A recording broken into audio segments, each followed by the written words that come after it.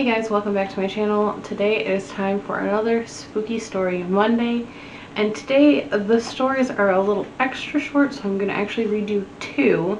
And today's stories are from Ghostly Tales of Michigan, which is by Ryan Jacobson, and supposedly the stories in this book are based off of true happenings. Basically, he compiled all these stories of all these weird hauntings and ghost stories that happened here in Michigan. So I thought I would read you a couple of these. There's two that I'm going to read you. They're both very short, and I hope you guys like them. The first one I'm going to read to you is called Scary Sleepovers. Joni Farrell was not a psychic. She did not earn a living as a fortune teller or as a paranormal investigator. In 2006, she was a typical working mom and a proud new grandmother in her late 40s. However, there was something special about Joni, that she had kept a well-guarded secret. She saw ghosts from time to time. When her father died nearly 30 years earlier, Joni's inner eye had been awakened. Thus, she could perceive spirits attached to particular places and objects. But none of those specters were more disturbing than the one she encountered while visiting her grandchild Joseph and his parents, Ron and Lucy, in Flint. Like most other grandparents, Joni lived for her time shared with Joseph. She took an unpaid day off work every week, driving 40 minutes from her home to provide childcare for the beloved little boy. Not surprisingly, winter brought forecasts of severe weather. The night before a predicted blizzard, Joni packed a bag and drove to Flint ahead of the storm, rather than passing up a day with Joseph and leaving her daughter in a daycare pinch. "We don't have a spare bed," Lucy warned her mother, "but Ron can sleep on the couch and you can sleep in the bed with me." "Don't be ridiculous," Joni protested. "I'll be just fine on the couch." And so it was decided. When Joni arrived shortly before bedtime, an old plaid couch was made up for her. A brief conversation, and a few good nights later, Joni was alone in the living room, nodding off to sleep. The middle of the night brought a disturbing vision. It was almost like a bad dream, except Joni was awake, and after 30 years of seeing ghosts, she could easily distinguish a dream from a vision. She was visited by a spirit of an elderly woman. The ghost appeared as little more than skin and bones, and her white robe was stained and soiled. Her long, gray hair was matted and unkempt. Joni immediately understood that the specter had some connection to the couch. Before the elderly woman passed away, she had been placed upon it, and she had been neglected, abandoned by those who were supposed to care for her. She had died a miserable death. Now the old woman's soul was angry, and she wanted to enact her revenge. The spirit moved forward threateningly, and Joni leapt off the couch, but as soon as she did so, the supernatural visitor vanished. Joni spent the rest of the night on the floor. When morning came, she asked her daughter, "Can you remind me where you got that couch?" "Ron picked it up at a garage sale last summer," said Lucy. "It's not very comfortable, is it?" Joni agreed, but she said nothing about her ghostly encounter. She didn't want to alarm her daughter, since she sensed that the ghost, while angry, was harmless. A few weeks later, Joni once again found herself spending the night. She decided to give the couch another try, but this time the ghost didn't wait. Even before Joni fell asleep, the old woman appeared, and Joni could almost taste the woman's hatred and grew certain that the ghost would have attacked her if able. The end result was another night on the floor. Joni never tried sleeping on that couch again, and she also kept the ghost a secret from Ron and Lucy, until the following summer when the couch was discarded for a newer, more comfortable piece of furniture. Upon hearing Joni's account, Ron was able to recall the neighborhood, but not the exact house where he had purchased the haunted sofa, although he believed it would have not mattered. He remembered that it had been a very large multi-family sale. As for Joni, she found her sleepovers much more relaxing once the old couch was gone. She did not see the woman's ghost again, yet she couldn't help but wonder if the sofa and the angry spirit ever found his way into another unsuspecting home. So obviously this is a very short story. When I had originally selected this book to read stories from, I was hoping there would be one that was a bit longer in here. And there are a few that are longer, but none that I really liked all that much, so that's why I'm doing two shorter ones. I thought the couch one was really simple, yet interesting. So the next story is called A Gifted Child. "How much longer?" Julia whined from the back seat. The drive up Interstate 75 from Cincinnati to Detroit was a long one, especially for a 6-year-old only child. "We're almost home, honey," said her mother, Tanya Mindor. She had made the trip to Ohio with her daughter and her husband just 2 days ago. It was a rare weekend visit to see Julia's grandparents. Now as they neared the 4th hour of their trip back home to Detroit, Tanya remembered why these visitors were such a rarity. Still, it was a nice getaway. Thanks to Julia's gift, the house they lived in kind of gave Tanya the creeps. In a lot of ways, Julia was a typical child. She loved to read books and play with dolls, and she dreamed of owning a pony. And she fought against baths and bedtime tooth and nail.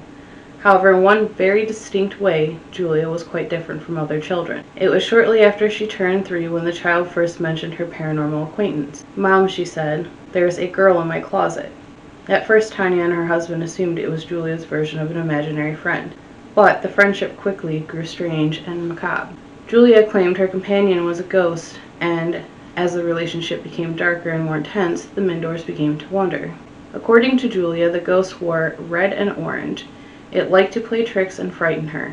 The hallway and Julia's bedroom were the favored spots of the specter, whom the child claimed to see even when her parents could not. There were times when Julia refused to walk down the hallway or to enter her bedroom.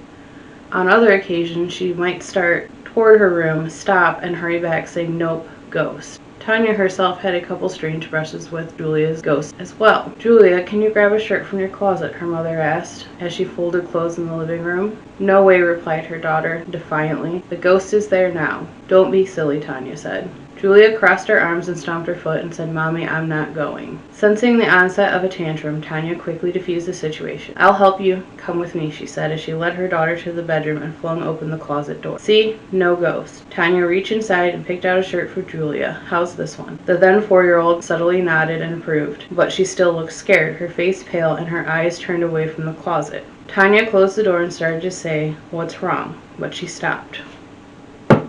The woman heard and felt 2 taps on the other side of the closet door. She quickly pulled it open again, and no one was there, and everything was in its place. Nothing had fallen against the door. A few weeks later, Julia again had been complaining about a mean spirit. "Have you tried telling it to go away?" suggested Tanya, trying to hide her frustration in her voice. "Maybe if you tell her to leave you alone, she will." Julia yelled towards the bathroom, "Go away, I don't want to play with you." Crash! An explosion of noise echoed from within the distant room. Tanya hurried to investigate, and she found Julia's mesh toy bag in the bottom of the bathtub. It had released itself from the shower wall, spilling its contents everywhere. Yet another possible sign that Julia's possessed a 6th sense was her fear of weeping willow trees. She said that she saw ghosts in them, and at first her parents thought it to be too bizarre of a claim. But later they had learned that some Native Americans believe that spirits live in such trees. Julia's terror didn't seem so peculiar anymore. Now, as the Mindors cruised up the Interstate 75 on the outskirts of Detroit's metropolitan area, their daughter was about to surprise them again.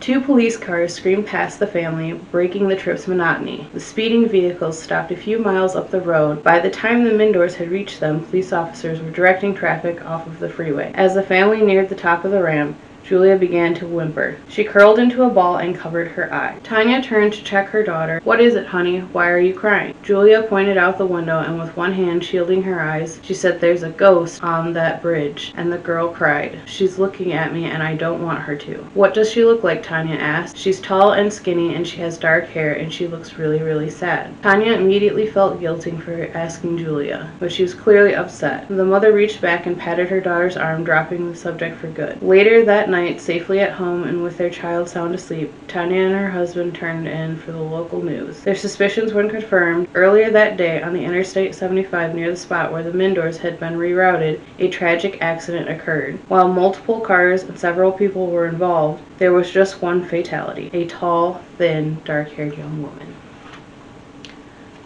So, I hope you guys like both of these short stories. I know they're both very short.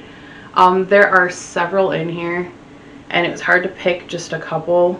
The funny part about this is since I do live in Michigan, I know where most of these places are, so I'm kind of curious to go to some of them. Like there's some about like a haunted bridge and stuff like that, and I think it would be cool to check that out. But yeah, if you guys would be interested in this book, again, like I did last week, I will try to see if I can find it online and link it below if you are interested.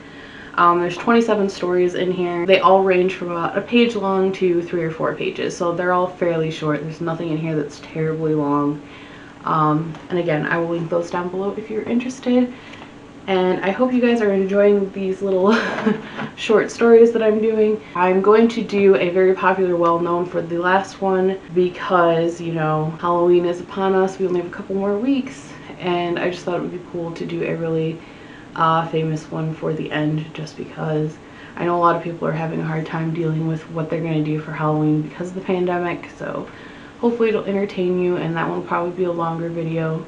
Something you can just pop on in the background and listen to while you hang out and relax or what have you. But anyways, I hope you like these videos. If you do, please hit that like button so it lets me know if you actually like these or not. If you have any books or spooky stories that you would like to suggest to me, please put it in the comments down below. Subscribe to my channel while you're here. But yeah, so that's it for this week, and I will see you on the next Spooky Story Monday. And I hope you guys enjoy my other videos as well. So until I see you guys next time, bye.